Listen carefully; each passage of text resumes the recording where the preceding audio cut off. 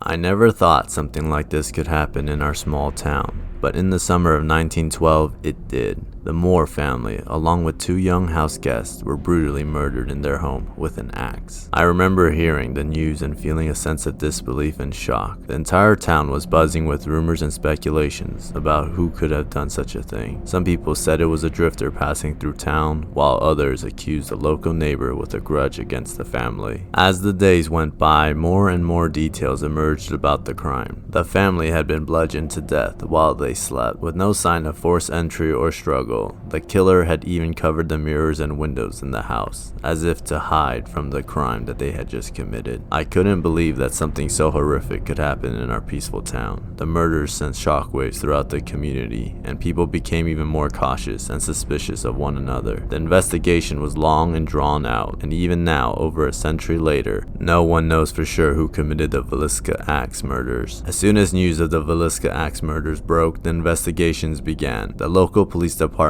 was quickly overwhelmed by the scale of the crime, and they called in outside help to assist with the investigation. I remember watching as detectives and forensics experts combed through the crime scene, searching for any clues that could help identify the killer. The Moore's family home had been left exactly as it was on the night of the murder, with bloodstains still visible on the walls and floors. As I watched the investigation unfold, I couldn't help but feel a sense of unease. The killer was still out there, somewhere in our town, and no one knew who they were or what their motives could be. The detectives questioned everyone in town, trying to find any leads or suspects. Some people were more forthcoming than others, and there was no shortage of gossip and rumors flying around. I remember overhearing a conversation between two women in the local diner. I heard it was a drifter, one of them said. He came into town looking for work, and when he didn't find any, he snapped. Another person claimed to have seen a suspicious figure lurking around the Moore's home on the night of the murder, but without any concrete evidence, the investigation seemed to be at a standstill. Despite their best efforts, the police were unable to solve the case. The killer remained at large, and the people of our town were left to live with the knowledge that a murderer could be living among us. As the investigation dragged on, the tension in our town only grew. Everyone was on edge, wondering if the killer would strike again. After questioning the neighbors and examining the crime scene, the investigators had compiled a list of possible suspects. As I sat in my office going over the notes from the investigation, I couldn't help but feel overwhelmed by the sheer number of potential culprits. First on the list was Frank Jones, the owner of the local bank. He had been involved in a bitter dispute with Josiah Moore, the father of the family that was murdered. The two had been partners in a farm equipment business, but the partnership had dissolved due to financial disagreements. There were rumors that Jones had threatened Moore, and some even believed that he had hired someone to carry out the murders. Another suspect was Reverend George Kelly, a traveling preacher who had been in Villisca on the night of the murders. Kelly had been seen near the Moore house earlier in the evening, and some suspected that he may have been involved in the killings as part of a religious ritual. Then there was William Mansfield, a notorious serial killer who had been active in the area at the time of the murders. Mansfield had a history of attacking families with an axe, and many believe that he was responsible for the Villisca murders as well. But the list didn't end there. There were several other potential suspects, including a neighbor who had been acting suspiciously in the days leading up to the murders, and a transient worker who had been seen in the area. As I read through the notes, I couldn't help but wonder who was truly responsible for the gruesome killings. Each suspect had their own motives and connections to the victims, but without solid evidence, it was impossible to determine who was guilty.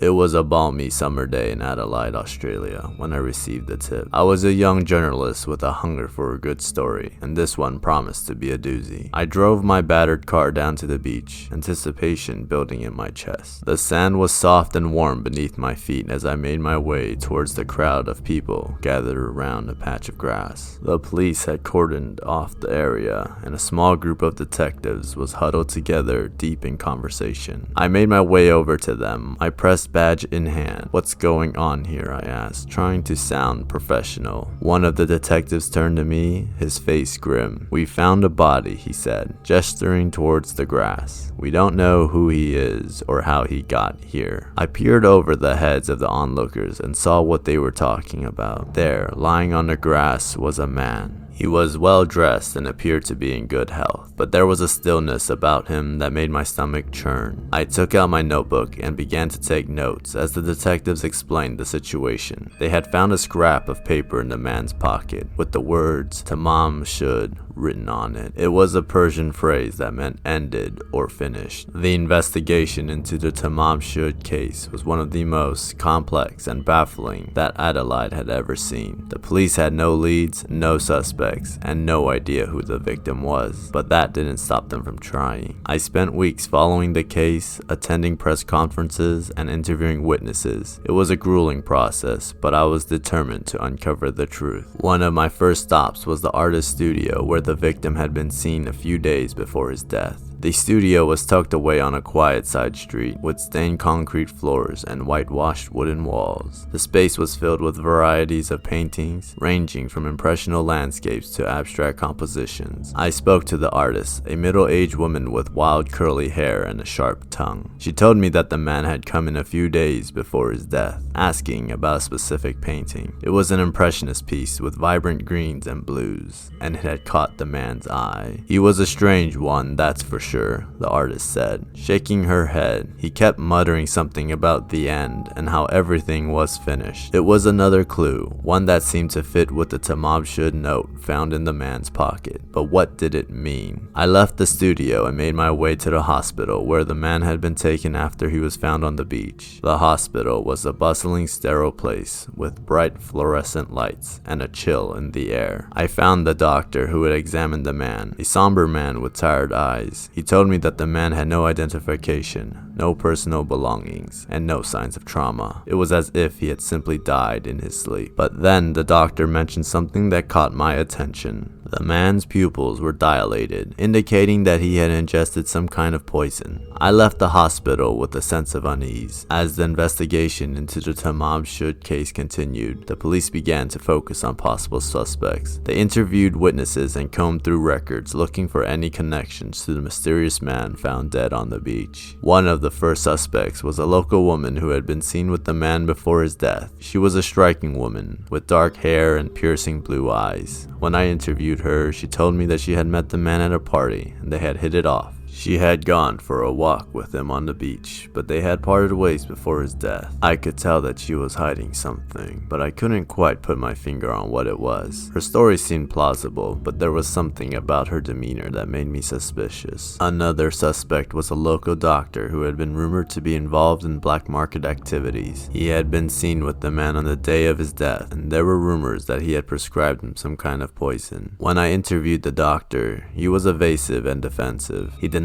any involvement in the man's death, but his body language and tone suggested otherwise. I left the interview feeling uneasy, unsure if I had just spoken to a murderer. The final suspect was a mysterious figure known only as Justine. She had been linked to the case through a scrap of paper found in the man's pocket. The paper contained a code that was eventually deciphered to read Tamam should, which led investigators to a rare edition of a book that had been found in Justine's possession. I tracked Justine down to her home, a modest bungalow on the outskirts of town. When I spoke to her, she seemed nervous and evasive, but denied any knowledge of the man or his death. Her house was cluttered with books and papers, and there was a musty smell in the air. I left the house feeling frustrated and no closer to solving the case. Each suspect seemed plausible, but none of them provided a clear motive or opportunity for the man's death. Further investigation revealed that the dead man had likely been a spy, with evidence pointing towards his involvement in espionage activities during the war. His identity was eventually revealed to be that of a man named Somerton, a British-born citizen who had traveled extensively throughout the world. Despite the progress made in identifying the man, the cause of death remained a mystery. Autopsies had revealed that he had ingested a small amount of poison, but the type of poison and the manner in which it was administered remained unknown.